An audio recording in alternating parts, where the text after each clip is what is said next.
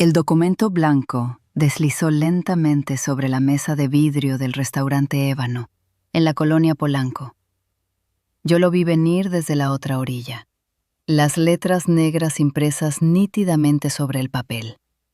Poder Notarial General y Cesión de Derechos sobre Propiedad Inmueble.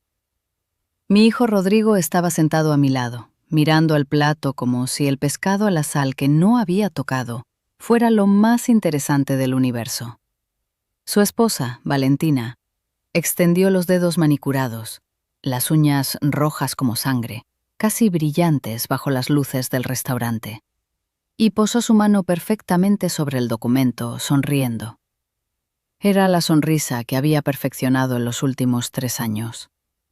La sonrisa de una mujer que cree tenerlo todo ganado. Yo sonreí también. Me recliné en la silla de caoba, crucé las manos sobre la mesa y le dije exactamente lo que ella quería escuchar. Claro que sí. Pero añadí algo más, algo que la sorprendió a ambos. Pero primero, pidamos el postre. Lo que Valentina no sabía es que en mi bolsa, envuelta cuidadosamente en una carpeta de cuero café que había tenido durante 30 años, llevaba toda la verdad de quién era realmente. Y esa verdad iba a cambiar todo. Pero antes de la cena, antes del documento, antes de todo, necesito contarles quién soy yo. Mi nombre es Esperanza. Mis amigos me dicen Espe. He vivido 62 años en esta ciudad, en la misma colonia Narvarte donde nací, en la misma casa que mi difunto esposo Javier y yo construimos ladrillo a ladrillo, casi con nuestras propias manos. Esa casa no era solo un lugar donde vivía. Era mi legado. Era el único patrimonio que realmente me importaba dejar. Mi vida entera se comprimía en esas paredes. El escritorio donde Javier hacía sus cuentas cada domingo por la noche, con sus lentes redondos resbalándose por la nariz. La cocina donde aprendí a hacer mole de la abuela de mi abuela, donde hice tamales para cada cumpleaños, cada muerte, cada boda en la familia. La alcoba donde dormí 35 años, donde Javier tomaba mi mano en la oscuridad y decía que todo estaría bien. Las grietas en las paredes que él prometía arreglar y nunca arreglaba. Los árboles que sembramos juntos en el patio. Una jacaranda que ahora llegaba al segundo piso. Un limonero que daba limones agridulces, perfecto para las bebidas de verano. Cuando Javier murió hace 9 años de un infarto, yo tenía 53 años. Fue un jueves por la tarde. Los médicos dijeron que fue rápido, que no sufrió. Yo quisiera haber estado con él para saberlo con certeza. Pero lo que sí sé es que en los meses después de su muerte, mientras yo estaba en ese estado donde no sabes si estás viva o si solo tu cuerpo respira, donde no sabes si las lágrimas que caen son reales o si es solo transpiración de la pena, la casa fue lo único real. Las plantas necesitaban agua cada tercer día. La casa necesitaba mantenimiento constante. El techo necesitaba reparación. Las paredes necesitaban pintura. La casa necesitaba que alguien la amara como Javier y yo la habíamos amado. Y eso, ese acto de cuidar, de mantener lo que habíamos construido juntos, eso me salvó de hundirme completamente en la oscuridad. Mi hijo Rodrigo, que ahora tiene 35 años, fue mi salvación durante esos primeros tiempos. Vino cada fin de semana cuando pudo, con sus herramientas de trabajo bajo el brazo, listo para arreglar lo que Javier había dejado incompleto. Me ayudó con las reparaciones que Javier dejó pendientes. El techo que goteaba, las puertas que no cerraban correctamente, el patio que necesitaba ser reorganizado. Se sentaba conmigo en la cocina mientras yo preparaba sus platillos favoritos, los tamales, el mole que había aprendido de mi abuela, el arroz con pollo que solo yo sabía hacer de la forma correcta. Y casi sin hablar, porque así somos nosotros, los Narvarte, no muy dados al drama, no muy dados a las palabras cuando lo que necesitamos es presencia. Me reconstruyó poco a poco. Fue un proceso lento, casi imperceptible. Pero funcionó. Y yo no estaría aquí contando esta historia si no fuera por mi hijo. Rodrigo siempre fue un muchacho responsable, quizás demasiado responsable para su edad. Estudió contador público en la UNAM. Trabajó en firmas de auditoría respetables donde aprendió el valor de los números, de los hechos, de lo que se puede probar. Se fue construyendo una vida seria, paso a paso, sin atajos. No era el tipo de hombre que sale corriendo a perseguir modas o tendencias. No era el tipo que gastaba dinero en cosas sin sentido. Pagaba sus deudas a tiempo. Se cuidaba a sí mismo. Era exactamente el hombre que yo había criado para que fuera. Yo estaba orgullosa de él, muy orgullosa. Demasiado orgullosa, tal vez, porque en esa fe que tenía en mi hijo, en esa certeza de que él era incapaz de ser engañado, cometí mi primer error. Y entonces, hace 3 años y medio, conoció a Valentina en una cena de trabajo que el bufete de auditoría estaba teniendo con una agencia de marketing. Ella trabajaba en marketing, en una agencia de lujo que representaba marcas europeas. Era hermosa, eso no se lo niego a nadie. Pelo largo, castaño brillante, el tipo de cabello que brilla bajo las luces del restaurante. Cuerpo que parecía sacado de una revista de moda. Sonrisa generosa, el tipo de sonrisa que hace que los hombres piensen que están viendo el futuro. Ojos que parecían estar siempre mirando directamente a ti, como si fueras lo más importante en la habitación. Todo en ella parecía perfecto. Y aquí es donde tengo que decirles la verdad. Cuando una familia de la clase media mexicana mira a una mujer como Valentina, perfecta, hermosa, de una manera que parece calculada, algo extraño ocurre. Primero piensas que es demasiado bueno para ser verdad. Segundo, deseas desesperadamente creerlo porque tu hijo lo merece. Y tercero, ignoras tus instintos porque tienes fe en tu hijo. En los primeros meses, todo fue como debe ser en las películas de amor que ves en la televisión. Valentina vino a la casa, no una vez, sino muchas veces. Y cada vez traía algo. Flores del mercado, chocolates suizos, una botella de vino que ella decía que era especial. Me preguntaba por mis recetas como si realmente le importara aprender a hacer mole, como si ella fuera a pasar los próximos 30 años preparando tamales. Se reía con mis historias viejas, las del tiempo cuando Javier y yo éramos jóvenes, las de los primeros años en Narvarte, las historias que yo sabía que no le importaban a nadie porque eran historias de una vida vieja. Comimos tamales en familia. Fuimos al cine todos juntos. Rodrigo estaba feliz de una manera que no lo había visto desde la muerte de su padre. Esa felicidad pura que tiene quien cree que ha encontrado su destino. Yo pensé, esto es exactamente lo que quería para mi hijo. Una mujer inteligente, bonita, cariñosa. Una mujer que lo completara en todas las formas en que yo no podía. Una mujer que lo haría seguir adelante. Pero algo extraño ocurrió después del primer año. Fue tan gradual que casi no lo noté. Una frase aquí, un comentario allá. Valentina comenzó a hablar sobre mis amigos, mis amigas de toda la vida, como Consuelo, mi vecina de 28 años, que es abogada jubilada. Y a decir cosas como, Espe, los amigos viejos solo te arrastran. Deberías conocer gente nueva, de tu nivel. Mi nivel. Como si estuviera en alguna escala que no había visto antes. Como si los años no contaran. Como si la lealtad no importara. Luego comenzó con la casa. Espe, esta colonia está muy anticuada. Tú merecías vivir en Polanco, en las Lomas, en un lugar más moderno. O, este patio es demasiado trabajo. Cuando Rodrigo y yo nos hagamos cargo de las cosas, vamos a modernizar. Cuando Rodrigo y yo. No cuando mi hijo lo herede. Cuando ella decidiera, junto con él. Y Rodrigo, mi Rodrigo que había estado tan cerca de mí, comenzó a alejarse. No de un golpe. Fue como una neblina que se espesa lentamente. No es algo que sucede de la noche a la mañana.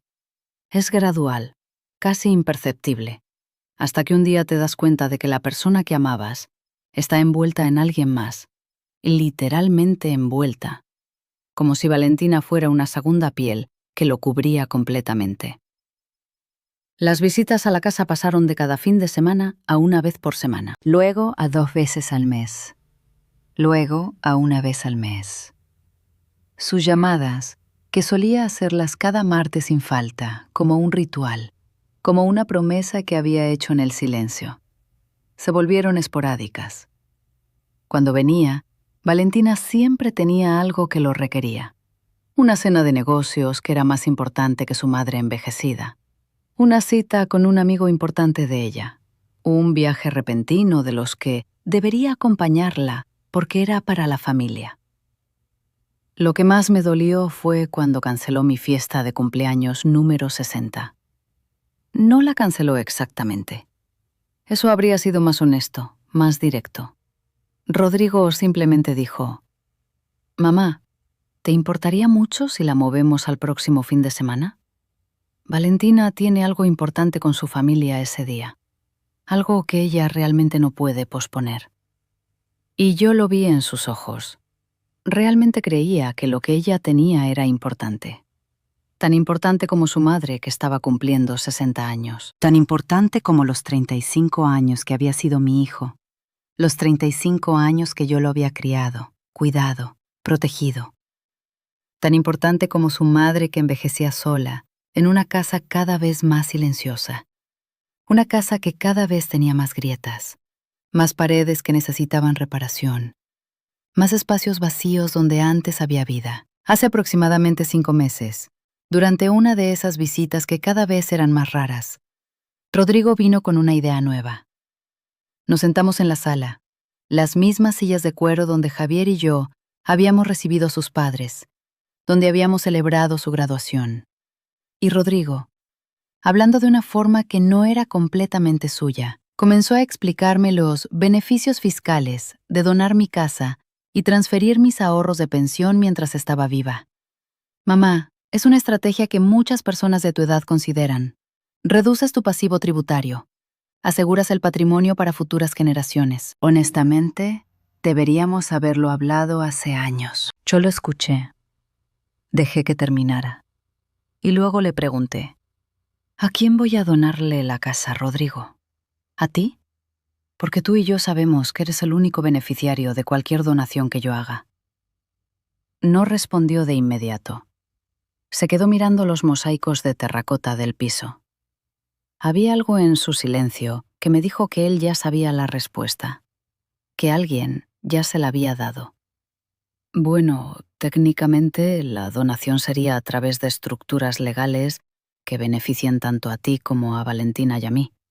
Para la familia, básicamente. Ahí, en esa frase.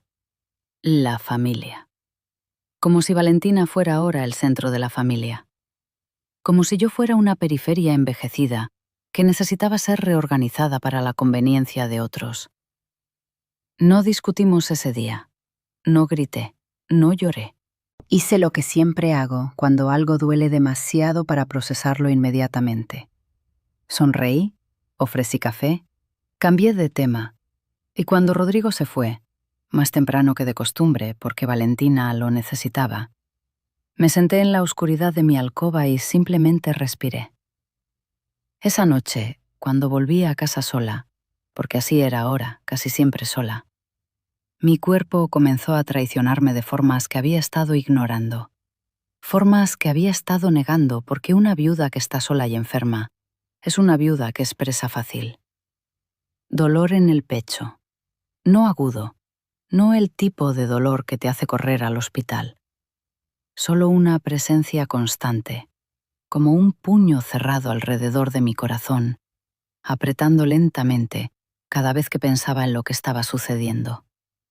Miedo de que estaba perdiendo a mi hijo, no a la muerte, sino algo peor, a la reconfiguración, a la reescritura de nuestra historia. Miedo de que todo por lo que había luchado, la casa que Javier y yo construimos con nuestras propias manos, el patrimonio que había trabajado para preservar, el legado de una vida honestamente vivida, fuera a ser consumido por una mujer que no me amaba, que lo veía como una inversión, como una transacción. Miedo de que estuviera quedándome completamente sola, que es el miedo más profundo que puede tener una mujer de 62 años. Fue entonces cuando escuché a Valentina en el teléfono. 3 semanas después de esa conversación con Rodrigo, Consuelo, mi vecina, vino a mi casa temprano por la mañana. Había estado caminando en el jardín cuando escuchó a Valentina hablando al teléfono desde el patio de enfrente. Ella y Rodrigo estaban visitando, y Valentina se había alejado discretamente.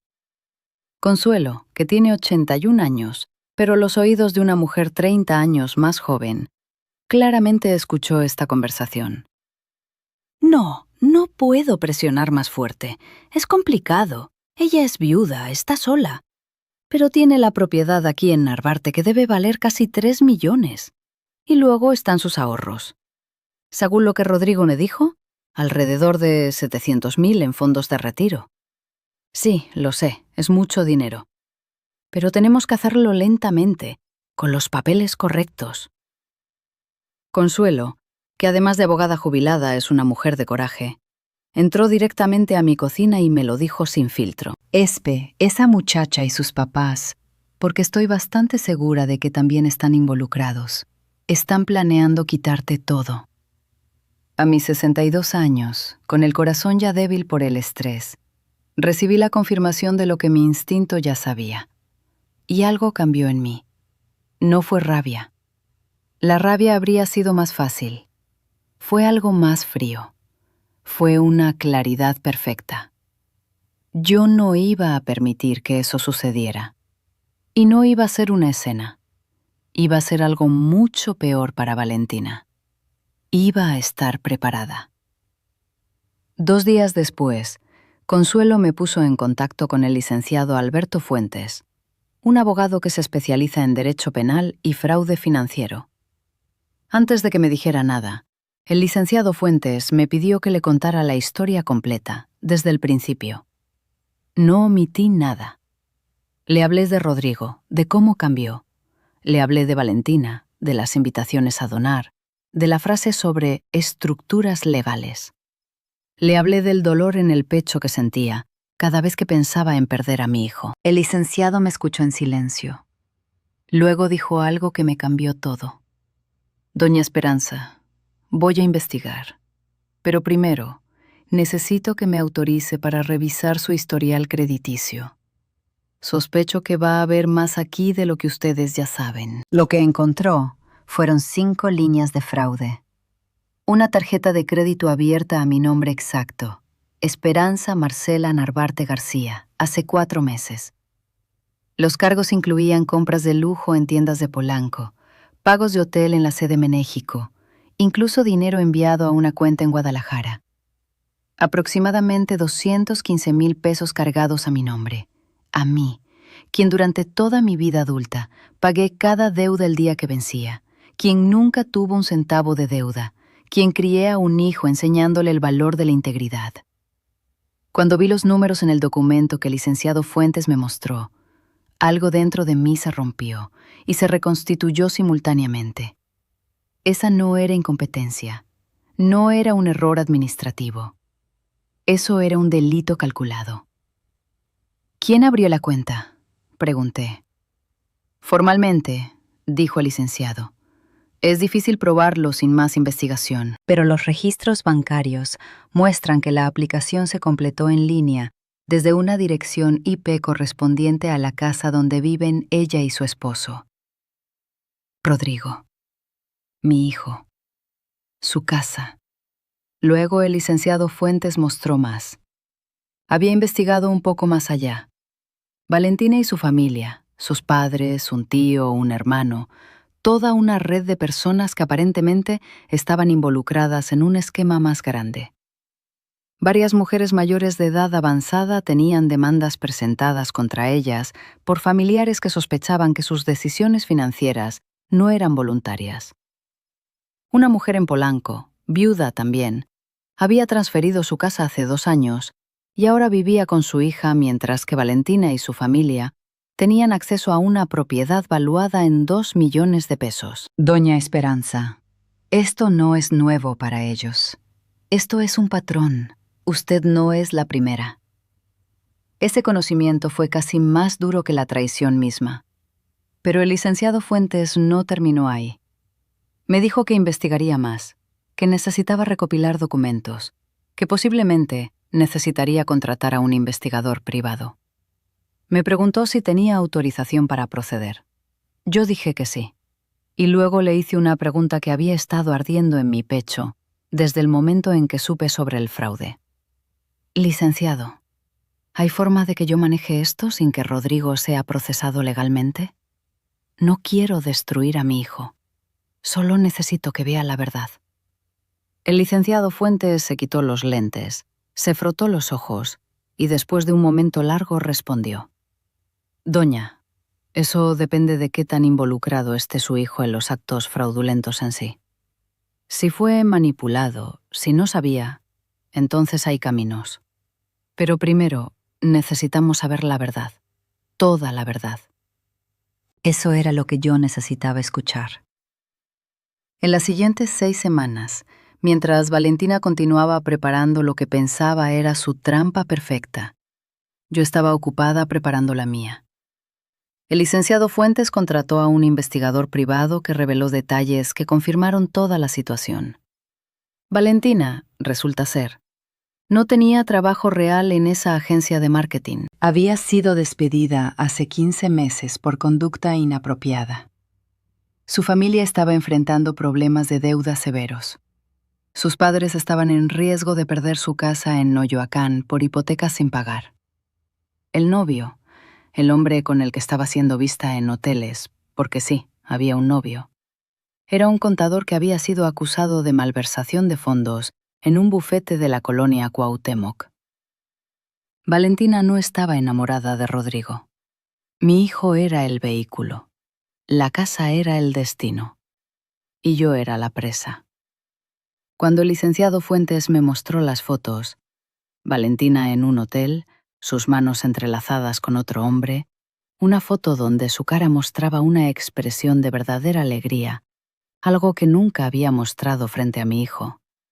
Sentí una tristeza extraña, no por mí, por Rodrigo, mi pobre hijo, que había sido traicionado por la persona en la que confiaba más que en su propia madre. Hace 3 semanas recibí la invitación a cenar, una invitación formal, en papel. Valentina escribió: Querida Espe, Rodrigo y yo nos gustaría pasar una velada especial contigo. Te reservamos un lugar en el restaurante Ébano el viernes próximo a las 8 de la noche. Esperamos que disfrutes de la mejor cena de tu vida. Con amor, Valentina. Con amor. Esas palabras me quemaron. Yo acepté inmediatamente, porque sabía exactamente qué iba a pasar en esa cena. Y sabía exactamente cómo iba a responder. El día de la cena, me desperté antes del amanecer. La casa estaba completamente silenciosa. Fui a la alcoba de Rodrigo. Él se fue cuando se casó, por supuesto, pero yo mantuve todo exactamente como lo dejó. Sus trofeos de secundaria en el escritorio, sus libros escolares en la repisa, una foto de él a los 8 años, sonriendo sin la complejidad que la vida le traería. Puse mi mano sobre esa foto y le hablé como si pudiera escucharme a través del tiempo. Mijo, hoy vamos a saber la verdad. Y sé que va a doler, pero duele menos que vivir una mentira. Confía en tu mamá. Solo una vez más, confía en tu mamá. Pasé el día preparando lo que llevaría a la cena. La carpeta de cuero con todos los documentos del licenciado Fuentes. Las pruebas de la tarjeta fraudulenta. El reporte crediticio completo. Las fotos del investigador privado. Y una carta. Una carta larga que escribí a mano, dirigida a Rodrigo, donde le expliqué todo lo que había descubierto, y más importante aún, donde le expliqué que no creía que él estuviera completamente comprometido en el fraude, que creía que había sido manipulado y que lo amaba sin condiciones, incluso si ese amor había sido mal usado. «Eres mi hijo», escribí, «y eso es más importante que cualquier casa, cualquier dinero, cualquier cosa en el mundo. Pero como tu madre, tengo la obligación de protegerte. Y protegerte significa, a veces, revelarte verdades que duelen». Esa carta la metí en un sobre sellado que daría al maître del restaurante con instrucciones específicas. Que se la entregara a Rodrigo después de que Valentina saliera del lugar. Me vestí cuidadosamente. No con lujo, aunque podría haberlo hecho. Me puse un vestido azul marino, simple y elegante, que me hacía parecer seria pero accesible. Un collar de perlas que Javier me había regalado hace 30 años. Zapatos cómodos, porque sabía que esta noche iba a ser larga. Y por supuesto, la carpeta de cuero, pesada con la verdad que había guardado durante 6 semanas. Cuando llegué al restaurante Ébano, ubicado en una calle tranquila de Polanco, Rodrigo ya estaba esperando afuera. Se veía diferente, más delgado, con ojeras. La corbata no estaba completamente anudada. Cuando me vio, su cara tuvo una expresión que el amor no habría creado. Fue más como el alivio de alguien que había estado sosteniendo la respiración durante demasiado tiempo. «Mamá», dijo y me abrazó. El abrazo fue genuino, duro, como si estuviera tratando de recordar quién era su madre después de haberlo olvidado. Valentina estaba ya sentada en la mesa. Había elegido una mesa en una esquina tranquila del restaurante, discretamente alejada de otros comensales. La luz era tenue, romántica. Las velas parpadeaban. Había un menú de degustación de 6 platillos ya ordenado. Todo estaba perfectamente planeado. Cuando nos sentamos, Valentina se veía radiante, literalmente radiante. Llevaba un vestido de seda rojo, joyería de oro, el cabello en ondas perfectas. Se veía como una mujer que estaba a punto de ganar algo que había estado planificando durante meses.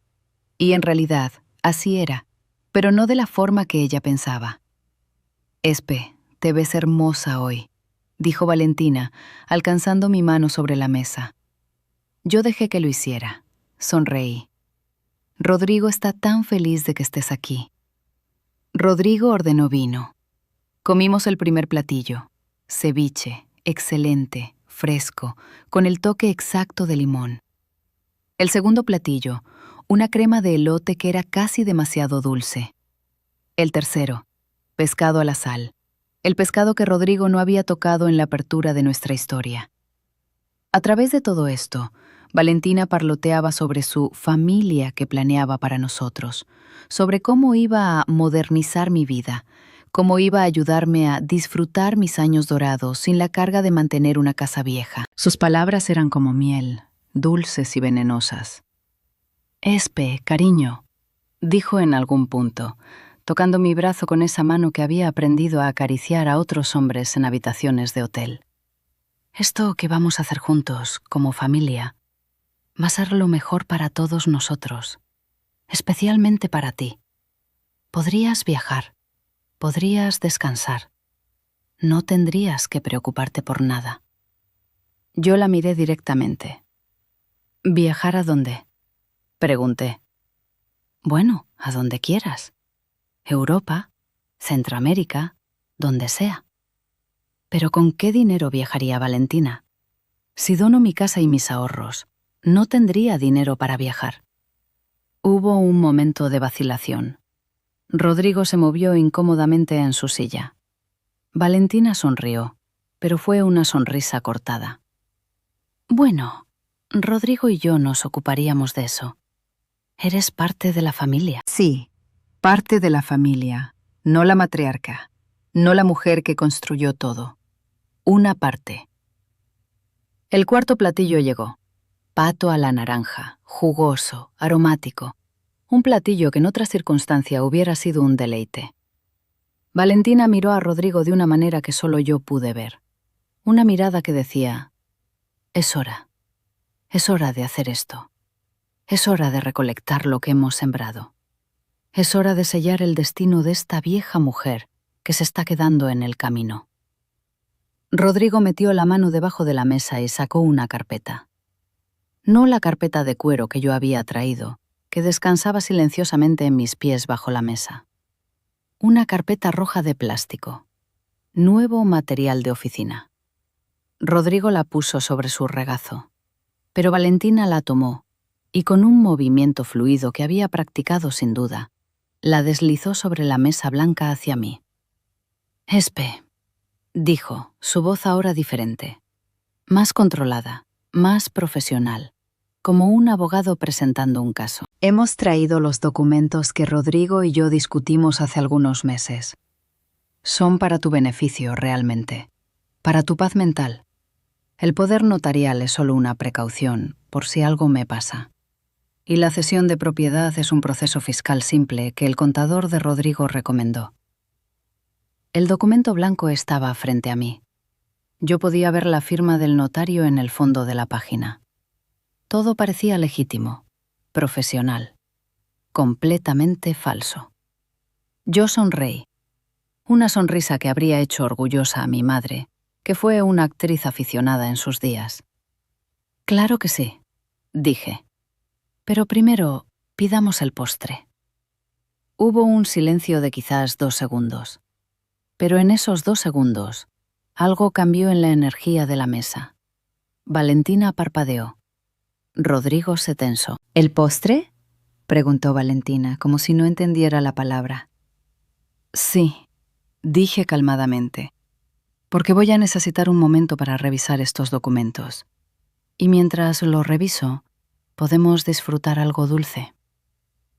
Luego me dirigí al maître que pasaba cerca. «Disculpe, ¿podría traernos su recomendación de postre? Y también necesito que entregue esto al señor Rodrigo Narvarte después de que terminemos la cena. Con discreción, por favor». Le entregué el sobre sellado. El maître, un hombre de mediana edad que había estado sirviendo restaurantes finos en Polanco durante 30 años y que sin duda sabía reconocer un drama cuando lo veía, asintió y se fue rápidamente. Valentina estaba mirando fijamente el espacio donde el sobre había estado. Rodrigo estaba mirándome como si viera una extraña. Lentamente, deliberadamente, bajé mi mano a mi bolsa. Saqué la carpeta de cuero marrón que Consuelo me había ayudado a empacar hace una semana. La puse en la mesa, entre el documento rojo y mi lugar. La carpeta se veía pesada, antigua, importante. «Ahora», dije abriendo la carpeta, «antes de que firme nada, necesito hablar sobre ciertos asuntos que han llegado a mi atención». Lo que siguió fue una conversación que cambió todo para siempre. El silencio del restaurante era tan profundo que podía escuchar las cucharas del camarero en la cocina a distancia. Yo no levantaba la voz. No era necesario. Hablé de la tarjeta de crédito fraudulenta. Mostré los extractos, los 215.000 pesos, las fechas exactas. «Valentina», dije, «¿te gustaría explicar por qué abriste una tarjeta a mi nombre?» La cara de Valentina hizo algo extraño. Se volvió blanca, luego roja, luego blanca de nuevo. Su mano, que había estado sobre la mesa tan confiadamente hace momentos, desapareció bajo la mesa. «Yo no sé de qué estás hablando. Eso es un error administrativo». «¿Un error administrativo abierto desde la dirección IP de tu casa?» Entonces mostré las fotos. Las del hotel. Las del otro hombre. Las de sus manos entrelazadas. Las de ella riendo. Una risa real, no la que usaba con Rodrigo. En una habitación de hotel en Paseo de la Reforma. Rodrigo se levantó de la mesa tan rápido que su copa de vino se cayó, manchando el mantel blanco de rojo. «¿Qué?», preguntó. Su voz era pequeña. «¿Qué es esto?». Yo continué. Mostré los documentos del licenciado Fuentes. La evidencia de otros casos. La red de mujeres mayores cuyas vidas había arruinado. Las deudas de la familia de Valentina. El empleo falso. Todo. Pero Valentina hizo lo que hacen los depredadores cuando se sienten acorralados. Se volvió violenta, no con sus manos, aunque estuvo a punto, sino con sus palabras, con ese veneno que había estado guardando. Se levantó de la mesa, gritando de una forma que los otros comensales se quedaron en silencio. Llamó a Rodrigo de cada nombre imaginable: infiel, traidor, perdedor, cobarde. Dijo que yo estaba celosa de su juventud, de su belleza, que yo era una bruja vieja que quería mantenerlo encadenado a esa casa antigua. Dijo que Rodrigo nunca me había amado realmente, que todo lo que había hecho por mí había sido obligación, que toda mi vida había sido un acto de mártir, esperando que alguien me rescatara. Sus palabras eran como puñales, afiladas, dirigidas al corazón de mi hijo. Y lo peor era que sabía exactamente dónde había aprendido a usar esos puñales. Rodrigo le había contado todo sobre nosotros, sobre nuestros miedos, nuestros secretos, nuestras vulnerabilidades. Y entonces hizo algo que yo no esperaba. En su desesperación, se inclinó sobre la mesa, trató de tomar la carpeta de cuero de mis manos. Quería destruir la evidencia. Quería atrapar a Rodrigo nuevamente en la red de su mentira, antes de que viera la verdad completa. Pensó que si desaparecía la evidencia, podría negar todo. Podría hacer que pareciera que era yo quien estaba loca. Una madre celosa, resentida, que estaba intentando separar a su hijo de su esposa porque no podía soltarlo. Pero yo no la solté. Incluso cuando sentí sus manos, frías, desesperadas, en mis muñecas, yo sostuve esa carpeta como si fuera la última conexión que me quedaba con la verdad. Y en ese momento, en esa lucha silenciosa sobre una mesa de un restaurante elegante, comprendí que no estábamos luchando por documentos o dinero. Estábamos luchando por el alma de Rodrigo.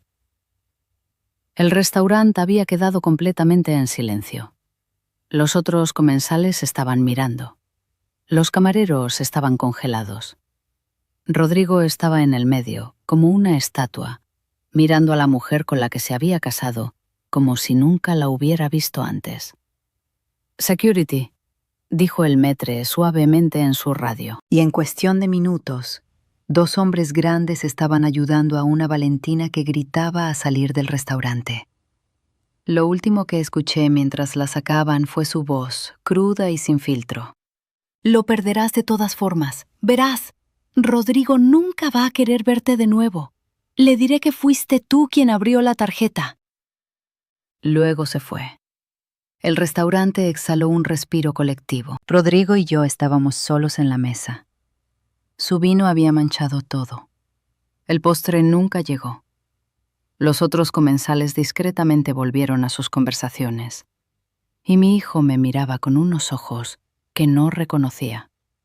«Mamá», dijo su voz temblando, «¿qué acaba de pasar?» No lo sé cómo explicar lo que sucedió en las siguientes horas. El maître trajo su carta en el sobre sellado, como le había pedido. Rodrigo la leyó mientras yo esperaba, mirando su cara cambiar con cada párrafo. Lloró. Lloró como no había visto a un hombre adulto llorar en años. No eran lágrimas de rabia. Eran las lágrimas de alguien que acababa de ver que había estado viviendo una mentira. Cuando terminó, me preguntó si todo era verdad. Yo dije que sí. Me preguntó si creía que él sabía, si creía que había estado involucrado en la conspiración. Yo dije lo que había escrito en la carta. «No creo que haya sabido, Rodrigo. Creo que fuiste manipulado por alguien que es experto en manipulación. Y eso no te hace malo, solo te hace humano». Eso lo hizo llorar más. Dejamos el restaurante sin pagar la cuenta. El maître insistió. Dijo que era un honor haber sido parte de lo que acababa de suceder, aunque no comprendía completamente qué era. Rodrigo y yo nos fuimos a pie. Era una noche cálida de primavera en la Ciudad de México. Las calles de Polanco estaban tranquilas. ¿A dónde vamos?, preguntó Rodrigo. A casa, dije. A nuestra casa, donde debiste haber estado todo este tiempo. Manejó hacia Narvarte en silencio. Cuando llegamos, abrí la puerta de la casa como siempre lo había hecho. Las mismas paredes, el mismo patio, la misma vida que yo había construido y que Valentina había tratado de robar. Hicimos té. Nos sentamos en la sala de estar. Y finalmente, Rodrigo preguntó la pregunta que había estado esperando. ¿Cuánto tiempo sabías? 6 semanas, respondí. ¿Por qué no me lo dijiste antes? Pensé en cómo responder. La verdad era complicada.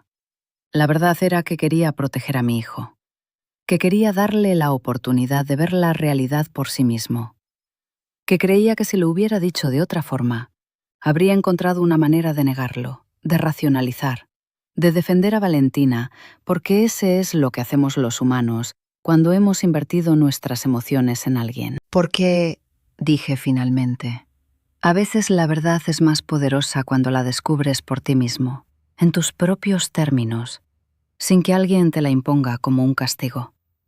Y porque necesitaba estar segura de todo, absolutamente todo, antes de destruir tu matrimonio.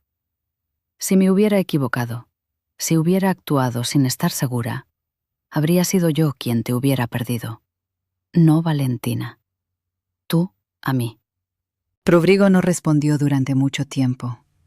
Nos quedamos sentados en la oscuridad de aquella sala, en la casa que habíamos salvado juntos, en el silencio que es el único lenguaje que realmente importa cuando todo lo demás ha fallado.